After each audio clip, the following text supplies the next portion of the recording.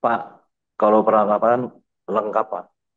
Ya, Silakan datang ke Hasan Sadikin, Pak. Dan saya ya. sudah mengatakan kalau semua pasien BPJS, kalau datang ke Hasan Sadikin, gratis, Pak. Tidak akan berbiaya. Hmm. Dan alat Ya, kami, sampai kedokteran nuklir kami punya, Pak. PET scan kami sudah ya, punya. Dan ya, kami akan diberikan lagi siklotron sebentar lagi.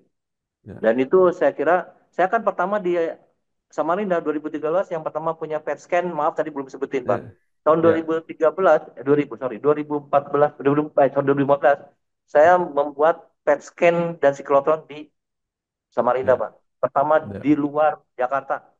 ya, Jadi kalau ya, di Kopa juga sama. Saya kemarin juga akan membuat siklotron. Jadi buat saya peralatan canggih di sini udah biasa Pak. ya, Peralatan yang di sini pun waktu itu pun dokternya kan saya bawa dari sini Pak untuk yang kedokteran nuklir itu. Di sini belum PET scan-nya belum jalan Pak. Saya di sana udah bikin ya, baru Pak PET scan sama itu ya, sama ya, siklotronnya. Jadi kalau untuk peralatan canggih saya buat saya udah biasa Pak dan itu memang ya. harus dimaksimalkan. Telah terbit Majalah Kesehatan Indonesia edisi kedua, Maret 2025, dengan topik RSI Sultan Agung siap melayani suntik stem cell. Juga, IDI akan perjuangkan anggaran minimal bidang kesehatan.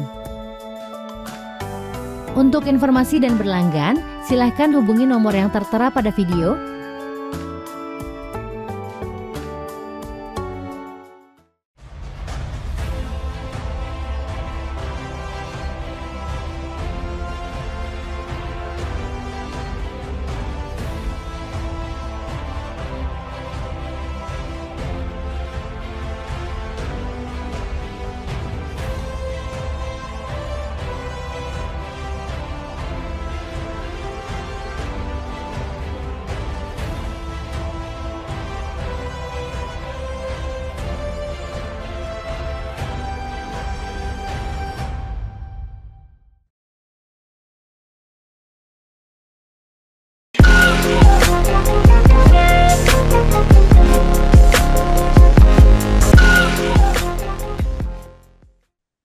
Assalamualaikum warahmatullahi wabarakatuh. Bersama saya Bambang Sadono di kanal Inspirasi untuk Bangsa. Mudah-mudahan kanal ini selalu bisa memberi inspirasi, motivasi, dan edukasi. Kami sedang mempersiapkan beberapa video wawancara untuk memantau layanan kesehatan di seluruh Indonesia. Selain akan kami tayangkan secara digital, wawancara ini juga akan kami muat di Majalah Kesehatan Indonesia edisi April 2025 dan kemungkinan akan kami usahakan untuk bisa dibukukan. Saat ini saya sudah bersama dengan Dr. Haji Rahim Dinata Marsidi, spesialis bedah MKes. Beliau adalah Direktur Utama RSUP Dr. Hasan Sadikin Bandung. Apa kabar, Dok? Alhamdulillah sehat Pak Bambang. Iya. Dr. Rahim Dinata lahir di Bandung 3 Januari 1955, kemudian menyelesaikan studi kedokteran S1 maupun spesialis bedah di Universitas Padjadjaran. Program Magister Rumah Sakit diselesaikan di Universitas Gadjah Mada, UGM Yogyakarta.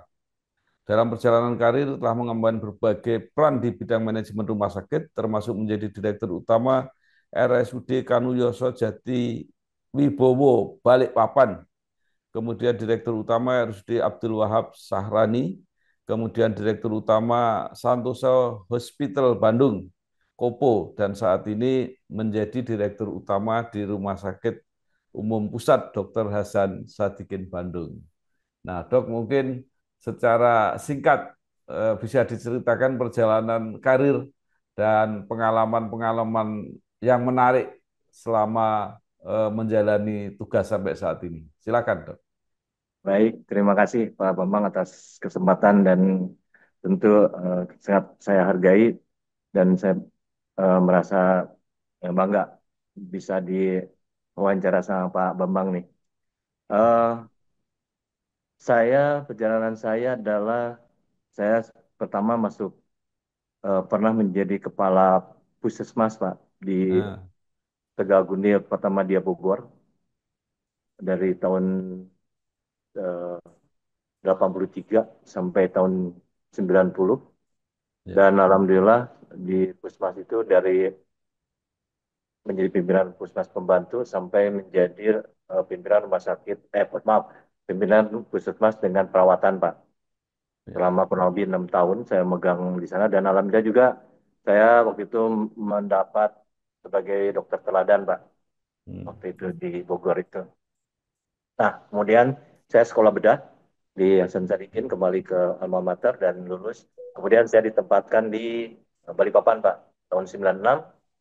Jadi saya di Kaltim sampai saya terakhir ke pensiun itu sekitar 25 mau 26 tahun, Pak, di sana. Ya. Nah, di Balikpapan itulah saya tahun 2009 sampai 2010 saya diangkat menjadi wadir pelayanan, Pak. Setelah Ya. saya lulus sebagai apa? Sebelumnya saya bekerja sebagai dokter bedah di Rumah Sakit Kaneoso itu, Pak. Kemudian Ya. saya sekolah tadi manajemen rumah sakit di Gama dan setelah lulus di sana diminta sama direkturnya waktu itu untuk menjadi wadir pelayanan. Ya, sebetulnya mungkin saya sebagai terbedah waktu itu masih mikir-mikir ya, mau jadi di struktural karena waktu itu kalau menjadi struktural fungsionalnya harus berhenti, Pak. Jadi Ya. harus dokter bedahnya, padahal saya ya dokter bedah ya, di mana juga mungkin kalau finansial lebih baik mencari dokter bedah ya Pak ya daripada direktur mungkin gitu, Pak. Ya. Nah, cuman waktu itu karena direktur kami kebetulan dokter Hanung yang beliau juga eh, sekarang kemarin terakhir menjabat masalah apa direktur di Sarjito dan direktur di Fatmawati terakhir. Nah, dengan beliau lah saya waktu itu sama di fungsional, beliau dokter ahli anak, saya ahli bedah. Kemudian beliau naik dan mengajak saya untuk menjadi wadid pelayanan. Tapi saya ke beliau mau menjadi wadid pelayanan dengan syarat, Pak, bahwa saya masih boleh operasi gitu. Jadi walaupun saya mau struktur jadi wadid pelayanan, syaratnya boleh masih operasi. Dan beliau mengatakan, oh boleh, ayo kok boleh. Akhirnya saya eh, menjadi wadir lah, kurang lebih hanya 10 bulan, Pak. 10 bulan, setelah itu saya dipanggil sama Pak Gubernur untuk dilantik menjadi Direktur Kanuyoso, Pak, di 2010 itu. Dan Pak Hanung menjadi Kepala Dinas. Nah, disitulah saya memulai karier saya sebagai direktur dengan tadi saya apa embel-embel buat tetap bisa melaksanakan operasi gitu, Pak. Ya. Dan, tapi ya alhamdulillah sampai sekarang ternyata jadi terbalik, Pak. Sejak saya menjadi direktur saya berhenti ahli bedahnya nih, Pak. Jadi saya sampai dari mulai 2010 itu saya sampai sekarang udah berhenti menjadi ahli bedahnya, Pak. Nah, inilah perjalanan saya pertama jadi direktur di Kaniyoso, Pak. Saya di sana memegang 3 tahun setengah menjadi direktur di Rumah Sakit Kaniyoso Balikpapan. Kemudian setelah di sana 4 tahun setengah, saya diminta karena itu gubernur punya provinsi, Pak. Ya. Rumah Sakit Kaniyoso itu BUD punya provinsi. Dan saya diminta oleh gubernur untuk pindah ke Samarinda adalah juga rumah sakit yang lebih besar. Masnya itu punya provinsi oleh gubernur untuk Bu Gubernur menyatakan tolong itu dia jadikan rumah sakit kan Abdul Wahab Saran itu menjadi rumah sakit yang bertaraf internasional, Pak. Ya. Karena waktu di Balikpapan pun saya waktu itu sudah membangun uh, ruangan VIP khusus 100 tempat tidur. Tapi begitu selesai saya dipindahkan ke Kanuyo, maaf, ke Abdul Wahab Sarani, Pak. Dan saya kira mungkin di rumah sakit Abdul Wahab Sarani itulah saya membawa rumah sakit itu dari mulai kelas B menjadi rumah sakit kelas A, Pak, Ya. di Samarinda itu. Saya bertugas selama 15 tahun. Alhamdulillah, saya di Abdul Sarani menjadi rumah sakit eh, rujukan nasional untuk Indonesia bagian tengah, Pak. Ya. Kenapa? Karena saya selama di Abdul Sarani saya membuat atau mem- ya membuat lah ya. Pertama operasi jantung terbuka di luar Hmm. Jawa, Pak. Di kami bekerjasama dengan rumah sakit Harapan kita Jakarta, Ya. di mana setelah 2 tahun Rumah Sakit Abu Sawarani di ditetapkan menjadi center ke-10, Pak, di Indonesia Ya. untuk operasi jantung. Selain operasi itu operasi jantung juga terbuka juga kami juga menjadi pusat center juga punya peralatan selain cath lab, selain open heart juga kami punya eh, alat fisiologis Pak. Maksudnya itu untuk aritmia Hmm. pun kami punya. Nah, setelah di sana saya juga membuat pertama rumah sakit di luar Jawa yang punya kedokteran nuklir Pak. Hmm. Kemudian juga pertama di luar Jawa yang punya radioterapi. Ya.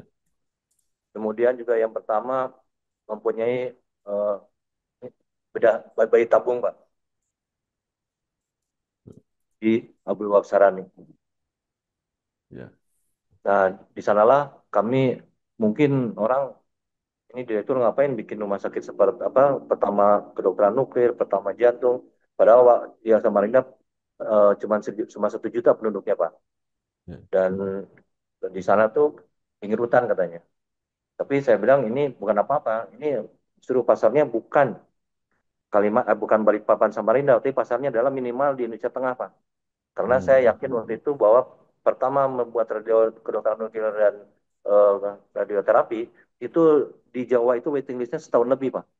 Demikian Hmm. pun untuk operasi jantung terbuka itu hampir 1 tahun waiting listnya. Dan alhamdulillah Pak, kami justru pasaran kami bisa sampai mulai dari Makassar ya, Sulawesi, Irian Barat, bahkan Kalimantan dan juga dari Jawa datang ke kami. Karena saya mengatakan bahwa kenapa orang Kalimantan harus ke Jawa. Sekarang harusnya misalnya orang Jawa pun bisa ke kami kalau kami punya peralatan yang memadai. Dan alhamdulillah saya mempunyai peralatan tersebut juga SDM-nya ada Pak. Sehingga Ya. kami bisa didatangkan oleh memang bukan hanya di Kalimantan tapi dari Jawa pun datang karena waktu itu waiting list sangat tinggi di Jawa Ya. untuk radioterapi, untuk open heart gitu Pak.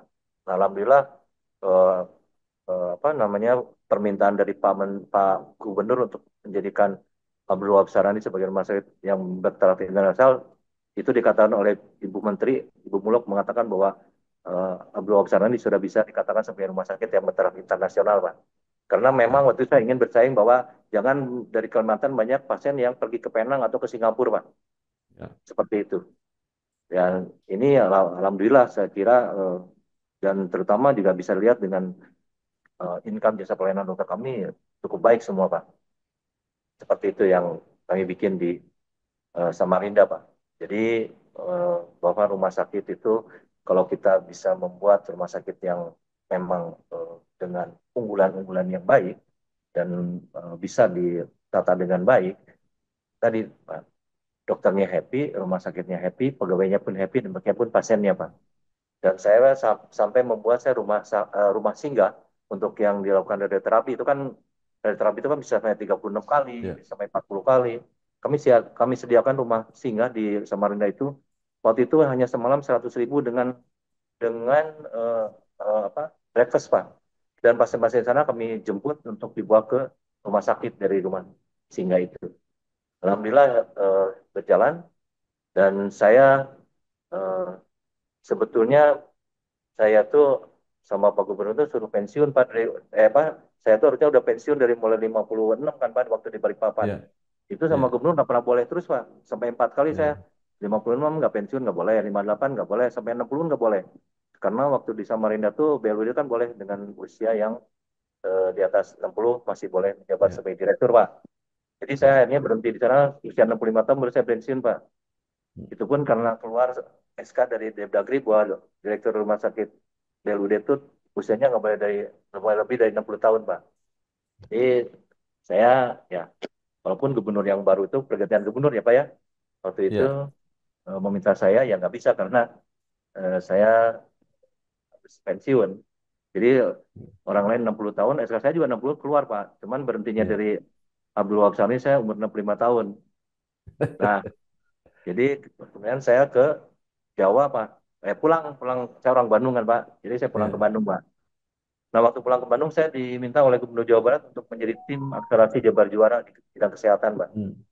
Saya di sana itu sebelum COVID, saya Ya. diminta untuk menata 6 rumah sakit punya Pemprov Pak. Ya. Sudah ditata mulai di Jampang Kulon sampai Pamengpeuk. Sayang sudah mau disiapkan menjadi rumah sakit yang punya Pemprov Jawa Barat supaya lebih unggul. Itu keburu COVID Pak. Akhirnya uangnya habis Pak. Jadi Pemprov Hmm. Jabar nggak bisa tuh ngebangun rumah sakit tersebut Pak. Kemudian saya dijadikan Dewan Pengawas di Rumah Sakit Al Ihsan, kepunyaan Provinsi Jawa Barat. Kurang lebih selama 2 tahun saya jadi dewas di sana, dan saat itu saya juga diminta Pak kemudian saya diminta oleh yang punyanya Pak Yahya, yang punyanya Sanbe Pak, yang punya rumah sakit, ownernya rumah sakit Santosa Kopo Pak. Saya diminta oleh beliau untuk menjadi direktur di sana. Saya bilang ya, karena kalau di Dewas itu ya namanya Dewas ya, saya harus milih hanya saya apa mau terus jadi Dewas di Al Ihsan atau saya menjadi direktur. Tapi karena memang kalau direktur itu kita kan bisa membuat decision ya Pak ya. Kalau jadi Dewas itu hanya ngasih saran aja Pak, tergantung direkturnya mau kerjain atau tidak gitu. Nah, saya sih sebetulnya kalau pegang rumah sakit selalu harus berbisnis Pak. Saya waktu di Samarinda itu pendapatan per tahunnya itu sekitar 110 miliar per tahun Pak. Waktu saya datang di 2013 Pak. Saya keluar dari sana 2019 awal, pendapatannya tuh 750 miliar per tahunnya Pak. Dari sekitar 120-an. Kemudian saya masuk ke rumah sakit swasta, jadi 10 tahun saya di rumah sakit RUD Pak, yang di Kaniyoso dengan yang di Samarinda itu. Kemudian saya masuk ke rumah sakit swasta diminta oleh Pak Yahya. Jadi alhamdulillah Pak, saya jadi direktur nggak pernah ngelamar Pak. Saya jadi direktur selalu dilamar Pak. Saya tidak pernah melamar kerja untuk menjadi direktur Pak. Nah, demikian kemudian Pak Yahya merekrut saya untuk meminta saya untuk menjadi direktur di Kopo Oktober 2021 Pak. Saya masuk di Kopo 2021 itu pendapatan Kopo itu dengan waktu itu masih 250 tempat tidur sekitar 9 miliar per bulan Pak. Saya 2 tahun 10 bulan di sana. Terakhir keluar dari Kopo itu pendapatannya menjadi 60 miliar per bulan Pak. Rumah sakit swasta dengan 90% pasiennya BPJS Pak. Sama dengan yang di Samarinda, sama dengan yang di Balikpapan, memang rumah sakit dengan pasien BPJS-nya kurang lebih antara 90%-an Pak. Nah, ini di swasta memang owner hanya bilang kita tidak membuat prestise, tapi saya ingin make money katanya. Ini biasa swasta ya Pak ya. Dengan tapi pasiennya 90% BPJS Pak. Dia bilang ya oke Pak. Ya alhamdulillah Pak. Dari 9 miliar per bulan menjadi 60 miliar per bulan. Tadi saya berangkat ke Israel menjabat di Kopo. Dan saya 2024 kemarin kan saya 2021-2024 Pak di Kopo. Saya juga diminta, saya menjadi direktur Sadikin diminta Pak sama Pak Menteri Pak. Saya dipanggil Pak Menteri, ditawarkan untuk menjadi direktur di Kemenkes, dan saya ditempatkan, saya minta, ya alhamdulillah di Sadikin beliau menyetujui untuk saya memegang Sadikin Pak. Karena saya orang Unpad, jadi saya kembali ke alma mater, dan di sini teman-teman saya semua, alhamdulillah Pak, sekarang saya memegang Sadikin. Nah itulah singkat saya menjabat dari mulai di Kaniyoso, kemudian di 10 tahun di Kaltim Pak, kemudian 3 tahun di Kopo, di swasta, dan sekarang di rumah sakit vertikal Pak, di bawah Kemenkes. Dan Pak BGS ini juga sama Pak, orang bankir, orang swasta yang memang bahwa rumah sakit itu tuh harus profit ya, walaupun namanya kita bekerja sama dengan BPJS, tapi bukan berarti rumah sakit itu harus rugi Pak. Telah terbit Majalah Politik Indonesia edisi ke-7 Maret 2025. Membahas koalisi permanen Partai Super Terbuka dan Kemenderkol. Kolom Yudi Latif. Pemimpin baru tata kelola baru.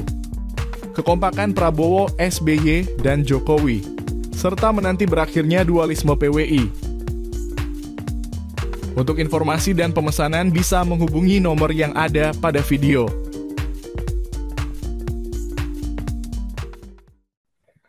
Baik, luar biasa sekali Pak Rahim.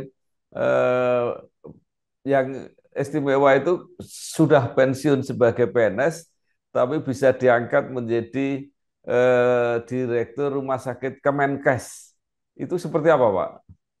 Saya hanya dipanggil Pak waktu saya direktur di Kopo, Ya, saya dapat surat dipanggil sama ya, Kemenkes.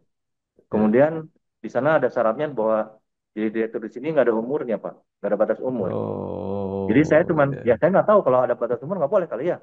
Karena saya ya, dipanggil dan katanya tidak ada batas umur, ya saya ya, eh, datang Pak dipanggil. Karena ya, buat saya terus terang aja, saya mending mengabdi negara Pak emang. Kalau masih ya, bisa, kenapa tidak gitu. Dan ya, menurut saya Hasan Sadikin ini adalah mutiara yang belum disepuh Pak. ya, ya, ya. Jadi Nah, saya senang menerima tantangan dan Pak Menteri pun mengajak ya menantang memberi challenge ya bahwa bagaimana untuk mengolah Hasan Sadikin gitu Pak. ya. Eh, Pak Rahim luar biasa pengalamannya, pernah memimpin BLU di pemerintah daerah, BLUD ya Pak. kemudian BLUD di itu Pak. swasta, ya. Di swasta ya. Di swasta sudah, kemudian di swasta juga sudah. Nah, Ya, sekarang berada di rumah sakit pemerintah pusat vertikal. yang ukurannya cukup cukup besar, mungkin termasuk 5 besar kalau tidak salah di Indonesia ini ya, Oh, Rumah Sakit maaf Hasan Pak, Sadikin. waktu di Rumah Sakit Abdul Sawalani, saya memimpin 900 tempat tidur Pak, hampir mirip sama di sini. Oh, gitu juga Wah, besar besaran itu juga. hampir 900 tempat tidur Pak. Saya membawa Ya, dari mulai cuma 700 menjadi 900 Pak di sana. ya, Saya bawa. ya. Baik. Tetapi dari segi apa pengalaman yang panjang, jenis-jenis pelayanan yang cukup canggih, mungkin Hasan Sadikin ini punya pengalaman yang panjang. Nah, apa yang bisa diceritakan Pak tentang kelebihan-kelebihan keistimewaan Hasan Sadikin? Ya, saya sebetulnya saya kan di Bandung pegang 3 tahun Pak di Kopo. Ya, Dan ya, Sadikin kalau saya merupakan salah satu saingan saya Pak buat di Kopo itu. hmm, Karena sama-sama mengelola 90% adalah pasien BPJS Pak. ya, Jadi sebetulnya intinya sama Pak. Hanya itu kan saya tahu Pak ya, bahwa Hasan Sadikin itu adalah sesuatu yang sangat potensial, terutama SDM-nya. ya, Sedangkan di Kopo nggak ada apa-apanya kan Pak. Nah, ya, saya justru waktu di Kopo gimana caranya supaya saya waktu itu di Kopo itu Pak dalam 4 bulan saya dari kelas B saya bawa jadi kelas A Pak. Hanya 4 bulan. hmm, Dan itu kan perlu ya, SDM Pak. Nggak mungkin kita ya, membuat rumah sakit menjadi kelas A kalau SDM-nya tidak mumpuni kan Pak. ya, Kesehatan dari KPS gitu. Apa yang saya kerjakan? Saya minta saya ambil. Saya minta teman-teman di Alsan Sargin untuk kerja di Kopo, Pak. ya, Nah, alhamdulillah, Pak. Dalam 4 bulan, rumah sakit Kopo dari B jadi A, Pak. Swasta kelas A, Pak. Itu di Indonesia ya, waktu itu cuma ada 3 di ya, Jawa Barat, Pak. Maaf, di Jawa cuma 3 yang kelas A itu. Hasan Sadikin, Santosa Sentral, dan Santosa Kopo, Pak. Jadi saya yang ketiga, Pak. Membuat kelas A. Nah, saya tahu, Pak, di Hasan Sadikin itu adalah hebat-hebat. Tapi sayang, Pak. Di Hasan Sadikin itu yang kerjanya adalah presiden, Pak. Kemudian apa yang dilakukan Pak pembenahan di Hasan Sadikin setelah Pak Rahim di situ? Nah, ini Pak, saya namanya ke teman-teman, mari kembali ke jalan yang benar, Pak. Ya, Jadi saya membuat sekarang para DPJP betah di sini, Pak. hmm, Ini Pak, karena apa? Di sini tuh dari mulai profesor sampai dengan dokter-dokter tuh ada di sini semua, Pak. ya, Tapi sayang sebelum saya datang itu ya terus terang aja penataannya, pendayagunaannya tidak maksimal sekali karena yang bekerja di sini adalah PPDS. Apa yang terjadi, Pak? Standar standar untuk pelayanan medisnya itu standar PPDS bukan standar TPJP ya, Pak. Nah itulah hmm, yang saya di Kopo bikin. Kenapa saya bisa berhasil karena di Kopo? Karena di Kopo standarnya adalah standar TPJP yang teman-teman saya sendiri yang dari sini Pak. hmm, Nah sekarang di sini mereka kembali ke sini. Ada Pak kiatnya supaya mereka betah di sini. Karena saya selalu punya pedoman Pak, punya ini. Kalau masuk rumah sakit itu pertama harus membahagiakan para hmm, karyawan, baik dokternya maupun eh, karyawan yang lainnya non medisnya, ya, dan juga pembagian pasiennya, Pak. Ya. Bagaimana supaya itu bisa terjadi? Karena di rumah sakit ini tidak tidak apa? Tidak mungkin kalau kita juga berpikir harus berbisnis, Pak. Harus rumah sakit kalau nggak ada uangnya nggak akan bisa jalan, Pak. Betul kan, Pak? Ya. Ya. Bagaimana kita bisa memanfaatkan alat-alat yang ada itu menjadi penghasilan yang baik untuk pelayanan karena mempunyai alat-alat yang canggih sehingga kita bisa mendiagnosa dengan cepat. Tapi alat canggih pun kalau nggak punya SDM yang mumpuni juga nggak bisa kan, Pak? Ya. Nah, bagaimana mereka pun bekerja di sini dengan senang hati, Pak? Gitu. Kemudian perawat-perawatnya dan lainnya juga harus senang kan, Pak? Bagaimana juga Ya. mereka mendapatkan itu? Ya kita emang tadi, Pak, insya Allah kalau kesejahteraan mereka kita perhatikan, mereka Ya. akan berjuang untuk rumah sakitnya. Ya. Gitu, Pak. Nah, Dok, tadi supaya mereka nyaman, mereka bahagia eh, kerja di situ, eh, apa konkretnya, Dok? Apakah pendapatannya diperbaiki atau seperti apa? Percis, Pak. Kita ini di dunia perlu uang, Pak. Jadi pendapatannya harus diperbaiki. Harus, Pak. Itu Ya, wajar, Pak. ya, Karena kalau nggak ya, pada pergi semua, Pak. Itu yang terjadi dulu ya, ya, Hasan Sadikin. Sebelum ya, saya datang, Pak. ya, Nah, Bapak mungkin salah satu prestasi saya datang ke sini, Pak. Selama 100 tahun, 101 ya. tahun, Hasan Sadikin belum pernah dapat satu T, Pak. Saya dari Agustus Hmm, sampai dengan sampai saat ini, Pak. ya, Pertama dalam 100 tahun kami bisa menghasilkan di atas satu T, Pak. ya, Dalam sebelumnya nggak pernah, Pak. Nah itu gimana? Oh, kalau nggak bisa, ya, karena desain sangat berpotensi, Pak. ya, Apa? Mari mereka itu adalah perlu penghargaan, Pak. ya, Penghargaan bukan sama uang aja, Pak. Memang itu juga pertama ya. itu juga harus, Pak. Hmm, Jadi mereka akan melihat mau pergi kemanapun akan kita kan ya, pasiennya BPJS ya, Pak ya. ya, Jadi mereka mau keluar pun kemana sekarang dari di Bandung ini, mereka akan lebih sedikit kalau mau bekerja untuk BPJS-nya. Di sini akan lebih banyak, Pak. Nah itulah saya punya SIM yang mengelola seperti itu, Pak. Jadi mereka di sini happy, Pak, nggak akan kemana-mana ya. lagi. Baik. Luar biasa. Mungkin bisa disampaikan kiat Dokter Rahim ini karena kalau di BPJS kan rata-rata hampir sama, Pak. Penggantian yang diberikan oleh BPJS. Nah itu, Pak. Kalau menurut saya BPJS itu harusnya menguntungkan, Pak. Ya, Harus. Tapi memang ada, Pak, yang ya, rugi. Memang ya, itu pasti, Pak. ya, Ada yang namanya juga BPJS, Pak. ya, Tapi ya susah. Saya di sini hanya mengatakan bahwa saya punya sistem yang sudah dibuktikan di swasta dari 6 miliar, dari 9 miliar per bulan menjadi 60 miliar per bulan. ya, Di, mulai dari di Samarinda dari 120 miliar per tahun menjadi 750 miliar per tahun. ya, Dan di sini alhamdulillah dalam 6 bulan udah sekarang di atas satu T. Dan Pak Menteri memang itu, Pak. Jadi Pak Menteri ya, Bang Yusuf itu juga nanya bagaimana membawa Hasan Sadikin ini bisa lebih baik kita dan tadi ya, Bapak mentargetkan. Jadi ya, beliau mentargetkan bahwa alhamdulillah saya bisa targetkan di atas satu T dan ya, wah, sekarang malah lebih tinggi lagi Pak Menteri itu, Pak. ya, Tapi ya ya, buat saya itu namanya juga tantangan ya, Pak ya. Dan ya, kita berusaha ya, bisa mendapatkan apa yang di challenge oleh Pak Menteri untuk misalnya meningkatkan lagi pendapatan. Dan saya yakin di sini akan bisa meningkat lagi karena ya, sangat potensi dalam SDM dan ya, juga kami terakhir mendapatkan satu gedung yang bagus untuk ya, air dan itu, Pak, yang MCHC itu alhamdulillah gedung ya, yang baik, mungkin bisa dilihat ada filmnya, Pak, ya, gedung yang baru itu, dan itu saya 2 bulan aja saya pegang itu boranya udah ya, 90%, Pak. ya. Ya, Dok, ada juga dokter yang memimpin rumah sakit Kemenkes yang mengatakan kalau tidak bisa lebih efisien atau lebih murah kasarnya itu nggak betul karena eh, berbeda dengan swasta itu ada fasilitas yang datang dari pemerintah seperti gedung-gedung yang diceritakan itu kalau swasta harus investasi sendiri. Nah, sekarang pertanyaan saya begini, Dok. Kalau dari angka dari BPJS kan relatif sama. Apakah yang ditingkatkan itu jumlah? Artinya harus makin banyak pasien yang datang. Oh, pertama ya, kita kalau ingin menambah Ya, pendapatan harus menambah tempat tidur, Pak. ya, Karena kan kita mentargetkan satu tempat tidur itu 1 miliar minimal, Pak. Harus ya, bisa beda dari situ, Pak. Nah sekarang kalau kita meningkatkan pendapatan, karena kalau pendapatan rumah sakit meningkat kan kesejahteraan juga meningkat Pak.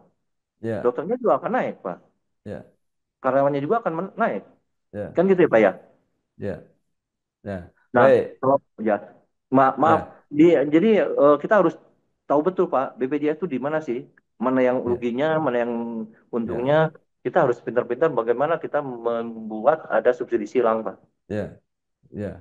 Baik. Tadi pertama infrastruktur, gedung dan sebagainya relatif baik. SDM cukup bahkan berlebihan. Ada profesor, ada dokter. Nah, mungkin Tuh, yang perlu diceritakan itu peralatan. Nah, peralatan canggih apa yang dipunyai oleh Rumah Sakit Hasan Sadikin sehingga banyak orang harus pergi ke situ.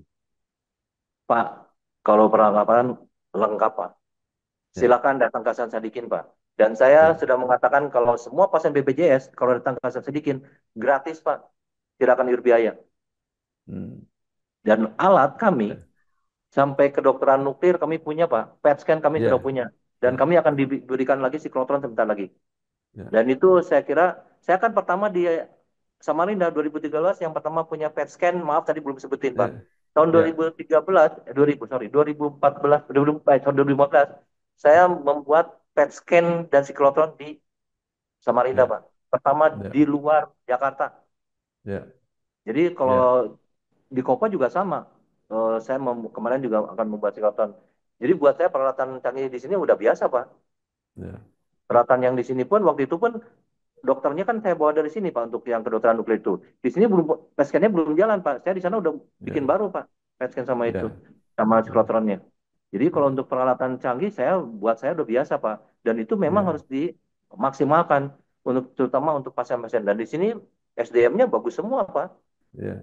di sini tuh. Nah, Jadi peralatan apa yang mau diminta saya sih kalau kemarin terakhir saya memberikan mereka juga yang baru lagi apa yang eh, para DPJP di kami apa inginkan atau seperti apa peralatan, saya semaksimal mungkin akan saya berikan Pak. Tapi dengan catatan harus dimaksimalkan alat tersebut. Tadi Pak ya, harus menghasilkan. ya. Apa hubungan antara PET scan dengan kedokteran nuklir? Oh yang mengoperasikan kedokteran nuklir Pak, dokter-dokter SPKN, PET scan itu Pak. Oh, Dan itu ya, kan adalah untuk melihat eh, tumor yang ada di seluruh tubuh dengan PET scan itu Pak. ya, Jadi kita masalahnya sekarang siklotron kan. Siklotron itu sekarang Bio Farma sudah bikin, Pak. Sanbe juga dengan saya kemarin Pak Yahya saya bikin juga. Dengan yang udah jadi Bio Farma. Tapi kami pun akan diberikan siklotron. Nah ini Pak, siklotron ini yang sekarang sudah ada dari BPOM dan dari Bapeten bisa dijual Pak ke rumah sakit yang lain. Telah terbit Majalah Ekonomi Indonesia edisi ketiga Maret 2025. Berisi komentar dan harapan para pakar tentang peluncuran Danantara. Dinamika pasar modal dan perbankan dengan hadirnya Danantara. Respon BUMN yang masuk super holding Danantara. Serta bisnis media nasional yang dibayang-bayangi platform global.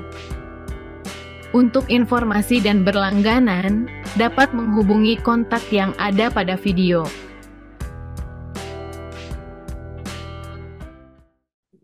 jadi selama ini apa BPJS di Hasan Sadikin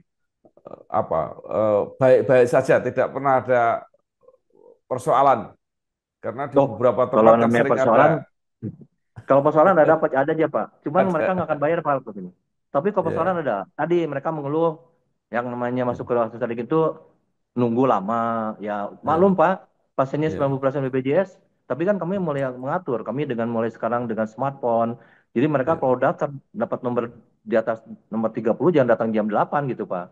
Datang ya, jam 10. Jadi kami sudah ya, sekarang dengan eh, smartphone dengan ya, daftar dengan online itu kami bisa ya, atur. Jadi sehingga ya, antrian kami tidak semua pagi ya, nggak seperti itu, Pak. ya, Kalau dapat nomor ya, 60, ya datang jam 11 gitu, Pak. Nah, ya, ini pun kami kan juga membuka sampai sore juga, Pak. Jadi mulai ya, membuka sore BPJS itu sehingga yang dari luar kota semua tuh insya Allah bisa akan datang ke ya. sini nggak usah terburu-buru. Jadi Ya, BPJS dan itu salah satu perjanjian dengan BPJS Pak, bahwa kami tidak akan iur biaya Pak ya, dengan ya. BPJS Nah, dengan kontrak dengan BPJS. eh, ya, sekarang kapasitas yang tersedia seperti apa, Dok? Artinya Sekarang setiap hari yang 800 dilayani ya. berapa? Sekarang ada Da- 892 tempat ya, tidur. ya. Tapi saya merencanakan di tahun ini bisa 1.200 Pak Oh. tempat tidurnya. Kami akan tambah lagi tempat tidur kami. Itu mengefisienkan yang sudah ada atau ada gedung baru, Dok? Karena ada gedung baru, jadi kami punya Oh, gedung baru itu ternyata itu ada 400 tempat tidur, Pak. ya, Jadi kami ya, pindahkan yang lama kami renovasi, dan yang ditinggal itu akan saya masukin lagi, Pak. ya, Mungkin insya Allah kami mungkin sampai ya, 2026 nanti sekitar 1.300-an mungkin, Pak. Jadi yang kosong ya, sekarang ini, sekarang kami renov, kemudian mulai kami isi nanti dengan perkembangan pasien kalau terus bertambah, kami akan terus ditambah, Pak. Dan kami ya, kan mengharapkan pendapatan kami di tahun-tahun yang mendatang terus meningkat, Pak. ya. Nah, eh, kalau sampai sekarang setiap hari berapa yang dilayani? Oh, kami di itu apalagi di rawat jalan kami itu bisa ribuan, Pak, Ya, yang per hari di poliklinik itu, Pak, ya, yang datang itu. ya. Nah, kemudian kalau antrian mendapatkan kamar, sekarang keadaannya seperti apa, Dok? Kamar kami sekarang tadi, Pak. Jadi sudah alhamdulillah terus meningkat dan kami akan menambah tempat tidur karena Ya, antrian untuk masuk itu sekarang mulai mulai agak padat nih Pak, mulai padat Pak. Jadi kami ya, harus segera membuka tempat tidur sehingga bottleneck-nya cepat dibuka Pak. ya, Ini. Dan kami ya, sekarang lebih targetkan Pak kalau di eh, pasien datang ke UGD itu kami harapkan 4 jam selesai Pak. Masuk ke ya, ruangan, pulang dan sebagainya. Ini memang sedang berjalan Pak. ya, Idealnya kami mau ke sana dan yang di poliklinik pun 2 jam selesai Pak. Kalau tidak ya, dilakukan pemeriksaan penunjang Pak. ya, Nah ini kami sedang menuju ke sana sehingga kami pun ingin supaya pasien datang sini pun nyaman Pak. ya. Dan Dok, satu lagi kami lagi mengembangkan eksekutif Pak. Karena ah, eksekutif kalau tidak dikembangkan kita mah jangan terus ya, apa namanya ke BPJS Pak. Kami harus ya, mengembangkan eksekutif kami yang menurut saya kami pun punya jagoan-jagoannya dan saya sudah membangun poliklinik yang sudah direnovasi Pak. ya. Membuat poliklinik yang lebih nyaman supaya eh, nggak usah pergi ke Penang atau ke Singapura, datang ke Sasadikin aja Ya. lah Pak. Kita ada semua kok. Jadi banyak rumah sakit memang selain BPJS berusaha mengembangkan yang non BPJS, yang dari Betul Pak, situ menjadi center subsidi pendapatan silang. gitu. Betul, Iya dan jadi betul. subsidi silang Pak. Karena Oke. pasien BPJS itu pasti akan ada yang rugi Pak. Kalau kami tidak Ya, mempunyai subsidi silang, ya nanti rumah sakit ini juga akan tenggelam Pak. Akan kolaps nanti. ya, ya, ya. Baik dok, luar biasa. Nah terakhir yang akan saya tanyakan, apalagi yang eh, Dokter Hakim ini masih apa ya, masih mau kejar selama dalam jabatan ini. Kira-kira tadi sekarang sudah lewat 1T, berapa targetnya kemudian? Sama Pak Menteri tantang 2T Pak. Oh. Akan Saya dicapai dalam mencoba, berapa tahun, Dok? kalau saya sih, kalau Pak Menterinya inginnya tahun depan Pak. Kalau saya mungkin di Eh, 2027 Pak. ya, Lihat ini perkembangannya. Tapi kalau ya, eksekutif saya terus berkembang dengan baik, ya saya ya, kira tahun depan bisa dapat Pak. Karena ya, eksekutif itu kan yang membuat rumah sakit bisa lebih banyak pendapatannya. Ya ya, contohnya ya, sebetulnya ya, seperti Pondok Indah ya Pak ya. Mereka ya, bisa kok swasta semua. Kenapa kami di sini juga nggak bisa gitu Pak? Itu yang ya, buat saya, toh dokternya jago juga sama. Nah ini ya, kenapa? Karena ya maaf Pak, mungkin image yang lama tuh Hasan Sadikin itu rumah sakit yang kotor, yang gelap, ya, nah judes ya, mungkin gitu Pak. Ya, tapi kan ya, sekarang nggak seperti itu lagi lah, bahwa kami bisa ya, seperti swasta. Dan ya, itulah yang saya tekankan ke teman-teman semua yang karyawan di sini bahwa kita bisa seperti dan lebih dari swasta, gitu Pak. ya. Sehingga Baik, terakhir, swasta kami ya, bisa berkembang. paling paling akhir dok. Tadi dokter mengatakan bahwa dulunya sebelum dokter datang itu yang kerja PPDS. Nah, sekarang seperti apa PPDS di Hasan Sadikin? Artinya sudah tidak perlu kerja lagi. Bukan, Pak. Bukan, Pak. Iya, Sekarang iya. DPJP-nya ada di kami, Pak. Oh, Karena kalau DPJP-nya kerja di kami nggak akan bayar sama saya, Pak, pekerjaannya. iya, iya, iya. Tapi justru di sini, Pak, PPDS itu sekarang harus diawasi dan di di di, maksudnya tuh dulu kan ya maaf Pak, DPJP-nya keluar loh. Sekarang Pak, Hmm, kalau di poliklinik PPDS yang memeriksa boleh, terus tapi tidak ada PPDS-nya, ya mereka nggak dapat uangnya Pak. Nah, hmm, sekarang bukan itu aja Pak. Dengan ada DPJP di situ, udah pasti dong hmm, BPJP itu akan mendidik PPDS-nya kan Pak. Di OK hmm, sekarang mau bisa lihat Pak, hampir sekarang hmm, DPJP ada di situ semua. Jadi operasi hmm, pun diawasi Pak. ya, Jadi apa? Sekarang justru PPDS akan lebih banyak bertemu dengan DPJP-nya. Sehingga ya, ilmu-ilmunya akan jelas Pak. Akan lebih banyak diterima. Kemudian juga DPJ kami bisa mengevaluasinya juga lebih baik.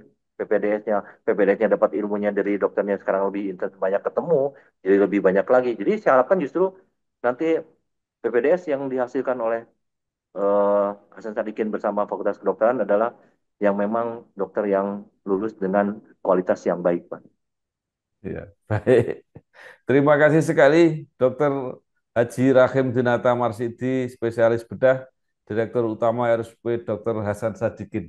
Banyak hal-hal baru yang disampaikan dan juga kiat-kiat bagaimana mengelola rumah sakit kerjasama dengan BPJS dan sebagainya, tapi tetap mempunyai kelebihan margin Ada profit, Pak. yang ya kalau rumah sakit swasta disebut profit atau keuntungan.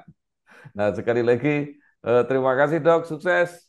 Terus selamat berjuang. Terima kasih, Pak. Ya, Terima kasih. wassalamualaikum warahmatullahi wabarakatuh. Waalaikumsalam. Telah terbit Majalah Kampus Indonesia edisi kelima, Maret 2024, dengan topik Ditiadakannya Akreditasi Unggul Tahun 2026. Menanti kebijakan mendikti saintek yang baru, peran yayasan dalam perguruan tinggi, serta banyaknya peminat program studi teknik informatika. Untuk informasi dan pemesanan, dapat menghubungi kontak yang terdapat pada video.